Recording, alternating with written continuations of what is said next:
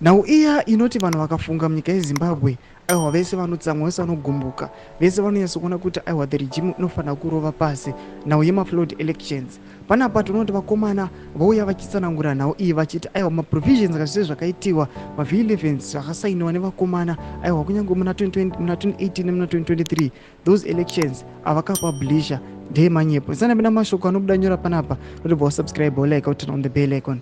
Lawyer advocate Nelson Chamisa tavani mpufu anonyora chiti the results published by Freeman Chari are explicitly identified as ZEC results derived from the stamped V11 forms which have been compromised.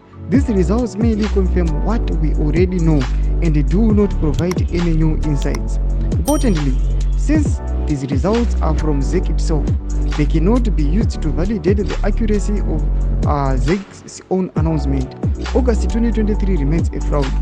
Interesting fact, Freeman Chari and Mandla were never affiliated or associated with each other. Moreover, Mandla was never actually deployed or utilized in any capacity in August 2023. Domashko anobuda chitaura panapa achima dismiss achiti aiwa we cannot credit kuti aiwa those announcements akaitiwa ema elections August 2023 ndechokwadi ari credible. Anouya panapa achima dismissa achiti aiwa nekuda kwekuti the way they were conducted inonyatsa kuratidza kuti aiwa they were not free, they were not fair, anga asiri pachena. Mashoko anouya achidismissa panapa tiona kuti aiwa the state yenyika yeZimbabwe zvinhu zviri kukolapsa nekuda kwethat issue.